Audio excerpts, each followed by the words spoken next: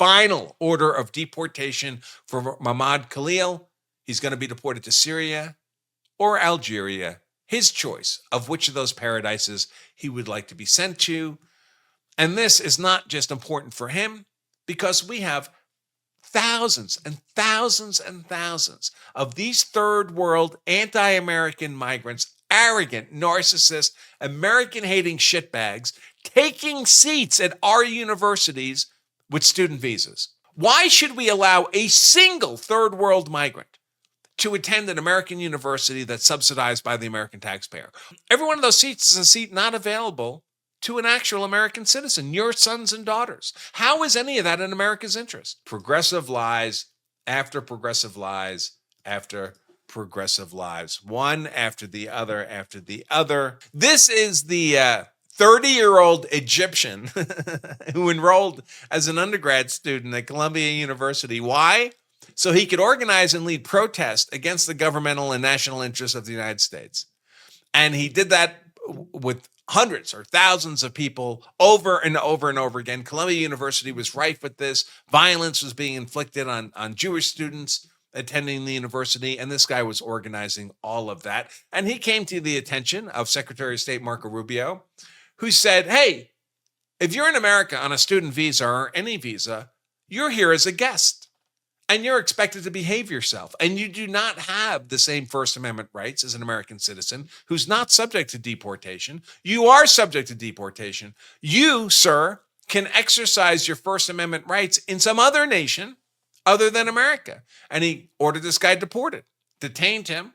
And of course, this guy's left-wing lawyers ran to the federal courts, the unelected black-robed tyrannical, inferior district trial court federal courts, who ordered him brought back, and he was brought back, and then he was released, and then he started leading protests again. But you know, Trump keeps applying the actual levers of actual law, including immigration law, and he keeps winning. He gets obstructed by these unelected black-robed tyrannical inferior district trial court federal judges acting without authority on immigration matters, on firing cases, on spending cases. But in the end, Trump always wins. And he's won again here too. Immigration judge just issued a final order of deportation for Mahmoud Khalil. He's going to be deported to Syria or Algeria, his choice of which of those paradises he would like to be sent to. Why should we allow a single third world migrant to attend an American university that's subsidized by the American taxpayer? Why? You know, at Columbia University, half the student body is third world migrants. Why? Every one of those seats taken by a third world migrant invader on a student visa, all of whom are scheming on how to turn that student visa into a permanent visa, then a green card, then a naturalized American citizen like Ilhan Omar. Every one of those seats is a seat not available to an actual American citizen, your sons and daughters. How is any of that in America's interest? And then when they're here, they lead anti-American protests. So not only Mahmoud Khalil, but everyone like him, indeed, I would suggest every third world migrant attending university in America needs to transfer to a very nice university in Syria or Algeria or anywhere else but in the United States. All the left can do about all this immigration stuff is lie, lie, lie. San Francisco Chronicle publishes a news story by this guy, George Redis. He says, I'm a U.S. citizen who was wrongly arrested and held by ICE. Here's why you could be next. We have to stop deporting the 90 million illegal third world migrants in our nation because, look, an American citizen could be swept up in all this. Is that the truth? Anybody think that's the truth? Why don't we hear what the truth is from actual ICE? At Customs and Border Patrol, as Customs and Border Patrol and ICE agents were executing criminal search warrants on July 10th at the marijuana sites in Camarillo, California, George Redis, who is a U.S. citizen, became violent and refused to comply with law enforcement. He challenged agents and blocked their route by refusing to move his vehicle out of the road. Customs and Border Patrol arrested Redis for assault. U.S. citizens are not wrongfully being arrested by ICE. DHS enforcement operations are highly targeted and not resulting in the arrest of U.S. citizens. We do our due diligence. We know who we are targeting ahead of time.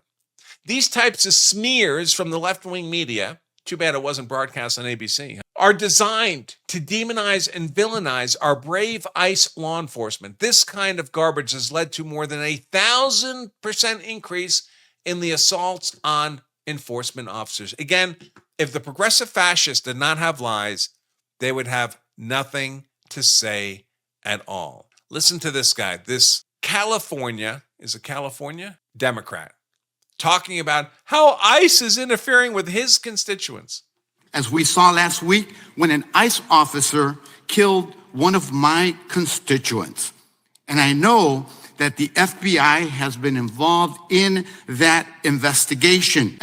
So this was during the grilling of Kash Patel the other day, FBI Director Kash Patel. Is this true? His constituents? One of his constituents. You know who his constituent is? His constituent?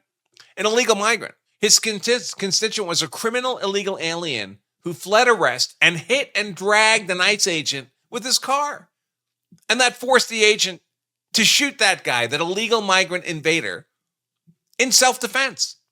And this guy counts that illegal migrant who threatened the life of an ICE agent to the point where the ICE agent was justified in using deadly defensive force. This shitbag of a congressman from California says that illegal migrant is his constituent. By the way, how can he be a constituent if he can't vote? Are you suggesting these 90 million illegal migrant third world invaders are voting for you, sir? Voting for you and your co-conspirators against America's national interest? If progressives did not have lies, they would have nothing to say at all. And one of the beauties about the Trump administration and this MAGA movement that we all love so much is that the lies get exposed. Thank God Elon bought X. Thank God. Imagine if we were all getting banned for saying ivermectin, banned for questioning the fatality rates of COVID, all the rest, banned for wanting to talk about, hey, there seem to have been some irregularities in the theft of the 2020 presidential election by Joe Autopen Dementia Biden. Remember those days? Another lie propagated by the left. The Congressional Budget Office, when under the control of the left, looked at Trump's big, beautiful bill, said it would be a $3 trillion deficit. Remember, that's why Elon Musk was freaking out. One of Elon's few missteps. Elon said, I'm gonna start a third party. What did he call it? America First? Something like that. I'm going to start a third political party to compete against the Republicans and the Democrats because this big, beautiful bill is going to blow out the American budget to the tune of $3 trillion, and that's not sustainable, and America will die. And if America dies, it's not like Syria is going to help get me to Mars. It turned out it was all a lie. All a lie. Here we have the Congressional Budget Office coming into Trump's, I think it's the Oval Office, with the corrected scoring for the financial impact of the big, beautiful bill. It's not a deficit of $3 trillion. It's an almost a $500 billion surplus, $300 billion surplus. All they do is lie. How do you know progressive fascist demons are lying? Well, they're not shooting you in the neck. If they're not doing that, the only other thing they do is lie. So I don't know if anybody's told you, but we had dinner with Senator Crapo yesterday. Yes. He said this incredible thing. When the CBO originally priced the big, beautiful bill, they thought it was minus $3 trillion. They just updated it because they have to, and it's actually a surplus. Oh, yeah. It's like $300 billion. It's an incredible thing. Well, we're taking in hundreds of billions of dollars worth of tariffs. Yeah. The money is coming in at levels that nobody ever thought possible. You know, they gave us no credit for that because it was never done before. And now the numbers are much higher than anybody ever thought. Why is Trump always right? I mean, he says things that sometimes are technically not correct, right? Scott Adams has a great take on this. It's possible to say things that are, from a strictly factual analysis, are not correct, but are directionally true. They're directionally true for all meaningful, substantive purposes. They are true, even if they're factually incorrect. So let me give an example. Imagine you have a friend, and your friend manages to get very fat. They get fat. They hit, I'll make up a number, 250 pounds. And they ought to be 180. At their height and their age, they ought to be 180 pounds. And they go on a diet and they start exercising and they lose the weight. They lose the weight. They get all the way down to 180. You've never seen them that slim before. And you look at them and you turn to your wife and you say, look at Tom over there. He's never been slimmer. Is that factually correct? No, I'm pretty sure when he came out of the birth canal, he weighed less than 180 pounds, right? So it's not technically true that he's never weighed less than he does right now at 180. But is it directionally correct when he's lost weight from 250 to 180? Yes, of course. That's the point. The point is he's lost the weight to a healthy weight level. And that's what Trump does all the time. He'll say things that, you can do a technical analysis and say, well, that's not strictly, absolutely true. But is it directionally correct? You've heard the cliche, I'm sure, that, what the left does with Trump is they take him literally, but not seriously. And what you should do with Trump is take him seriously, but not necessarily literally. Another way they've been lying, it's all over the internet after the Charlie Kirk. They came up with all this data on right-wing versus left-wing violence. Here they have left-wing, other, Islamist, and right. You see some of these charts, they have circles instead of, they have like ring charts instead of bar charts, but it's all the same garbage. So just to illustrate, for example, they do Islamist violence. They include it as a separate category. And then they don't include 9/11. 9/11's not there. Look at these numbers, 100, 200, 300, right? 9/11 was 3,000 plus, right? It would completely blow out this chart. So they just say, oh, by the way, we're not counting that. Why would you not count that? What's the rationale for not counting 3,000 plus American citizens slaughtered by Islamist terrorists? They do things like one of these that's supposed to be right-wing violence is a woman went to a church and spray painted the face of the church, spray painted KKK on the church. And they're saying that's an act of right-wing violence. First of all, it's not violence. Second of all, I don't think she was sponsoring the KKK. I think she meant that in a negative light, right? Not a positive light. She's spray painting white supremacy on the side of the church. Is that a billboard for white supremacy? Obviously not.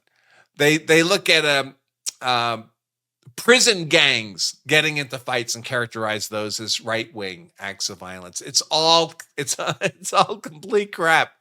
But they're so proud of their data. It's like, don't pay any attention to your lying eyes. Don't pay any attention. You could be on fire and saying, "Hey, grab the fire extinguisher," and they would show you one of their charts and say, "No, actually, it's not that hot in here right now."